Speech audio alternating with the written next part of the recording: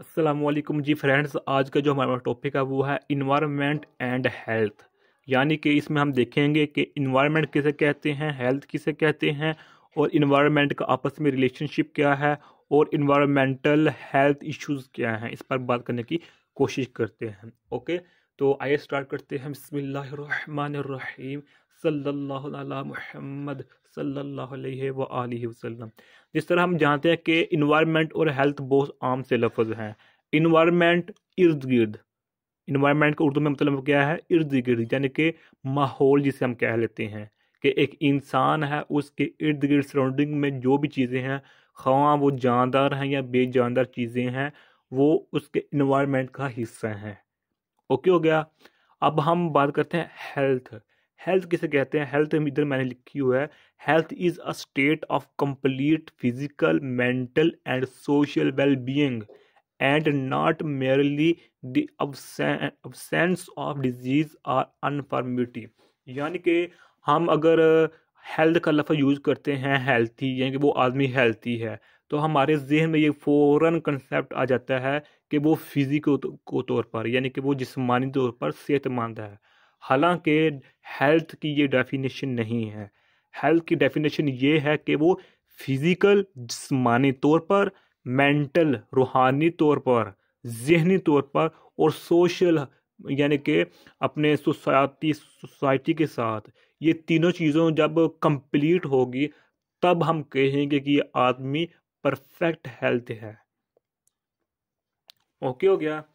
तो ज़्यादातर हमारा कंसेप्ट यही इसी पर मबनी होता है कि जो आदमी सेहत होता है, मोटा तगड़ा होता है, खाता पीता है, जिसकी सेहत अच्छी है, तो उसको हम हेल्थी कहते हैं। ये ठीक है, हेल्थी है, लेकिन वो हेल्थी की डेफिनेशन पर नहीं कंप्लीट उतर रहा, क्योंकि हेल्थ की डेफिनेशन वो कंप्लीट होती है फिजिकल, मेंटल, फिजिकल जिस्मानी तौर पर, मेंटल रूहानी तौर पर, जहनी तौर पर और सोशल यानी कि सोसाइटी के साथ रिलेशनशिप। ये तीनों चीज़ों जब हमारे पास कंप्लीट होगी तो हम कहेंगे कि वो आदमी हेल्थी है या वो इन्वायरमेंट हेल्थी है, इस तरह हम कह सकते हैं।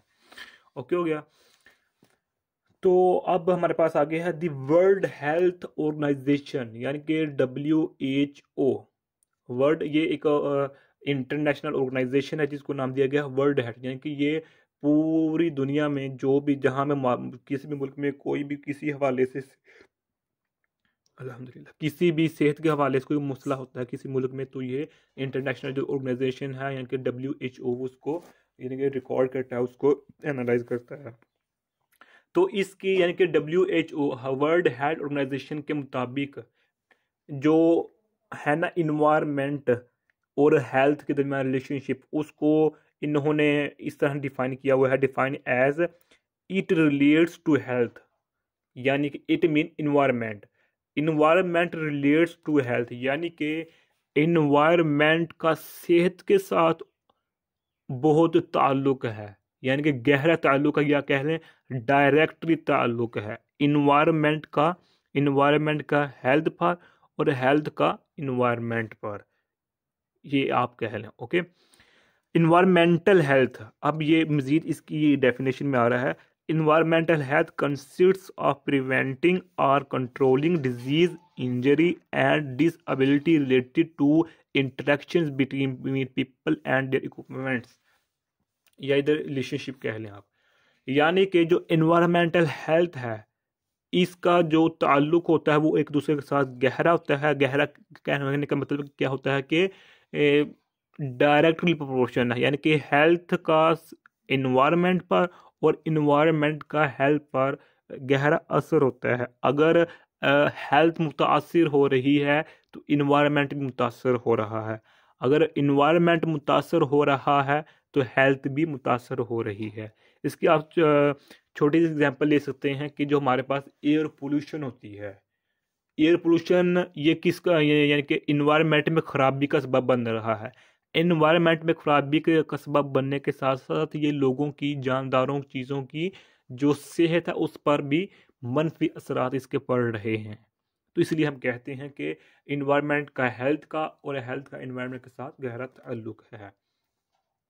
ओके, तो इन्वायरमेंट हेल्थी में हम जो भी बीमारी होती है उसको वो ख़त्म करने की कोशिश करते हैं या कंट्रोल करने की कोशिश करते हैं। इसी तरह इंजरी एक्सीडेंट जो भी हो गए, इस तरह डिसेबिलिटी जो होती है हमारे पास ताल्लुकात के साथ जो हमारे पास डिसेबिलिटी होती है, ये भी इन्वायरमेंटल हेल्थ में आ जाता है। ओके हो गया। अब हम देखते हैं environmental health issues. Environmental health issue यानी कि वो कौन से अनासर हैं, वो कौन से कंपोनेंट्स हैं जो कि हमारी इन्वायरमेंट हेल्थ को मुतासिर कर रहे हैं। उनमें जो सबसे हमारा पहला पॉइंट आ जाता है वो है क्लाइमेट चेंज या क्लाइमेट चेंज। ये क्लाइमेट चेंज क्या है, इसकी एक एग्जाम्पल के ज़रिए हम इसको समझने की कोशिश करते हैं। क्योंकि हमारा जो वतन अजीज़ मुल्क के वतन अजीज़ हमारा इस्लामी जमहूरिया पाकिस्तान,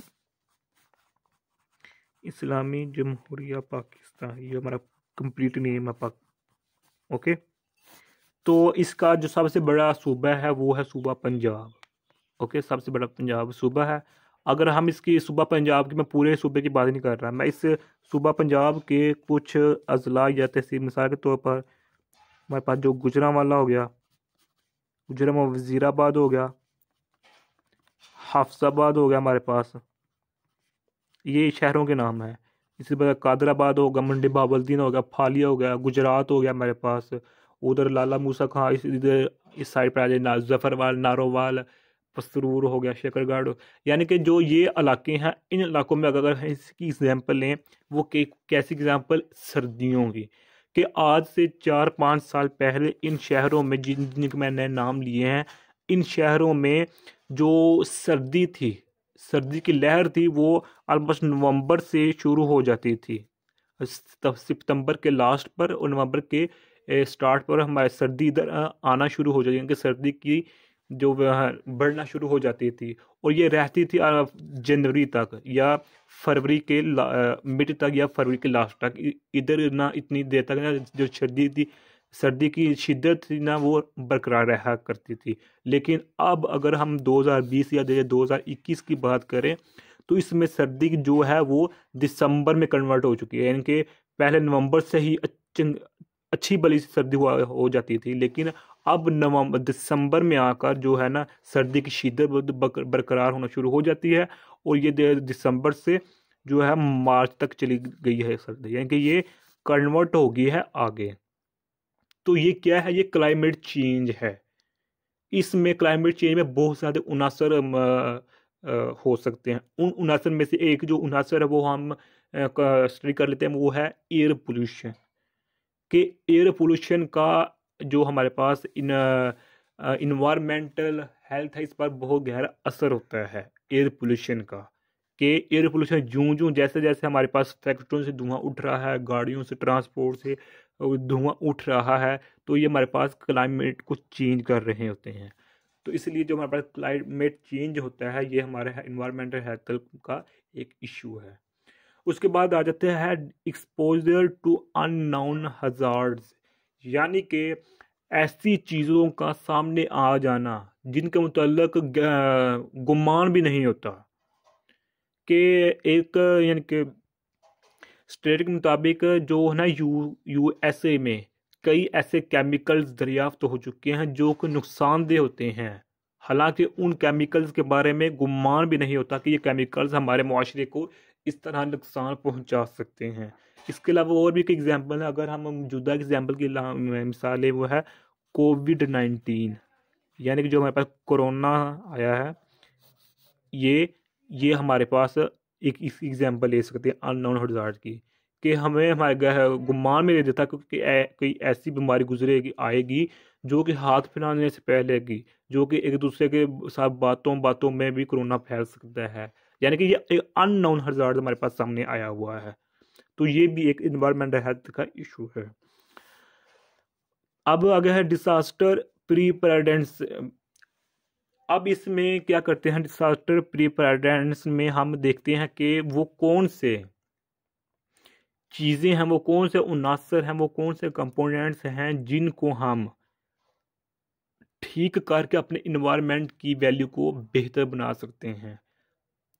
मिसाल के तौर पर जो हम जंगलात काटते हैं, दरख्त काटते हैं, इसका नेगेटिव असर हमारे मुआशरे पर ही पड़ता है और हमें उसका सामना करना पड़ता है।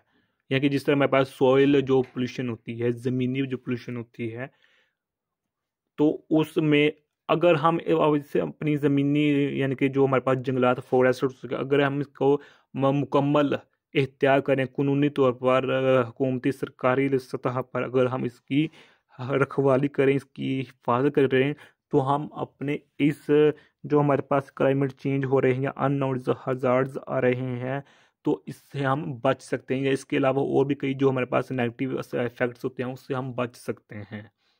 इसके ये तो मैंने एक छोटी सी एग्जांपल दी है कि जो जंगलात है, इसके अलावा हम और भी एग्जांपल ले सकते हैं कि जो फैक्ट्रियों में धुआं उठ रहा है, अगर इसका हम अल्टीमेट कोई यूज़ कर लें तो इससे भी हमारे एयर पोल्यूशन में या एयर वाटर पोल्यूशन में की क्वालिटी अच्छी हो सकती है हमारी।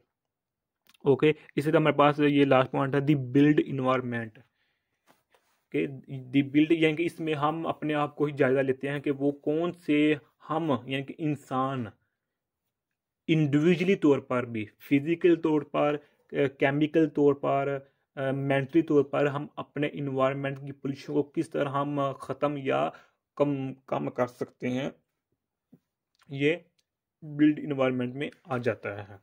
ओके।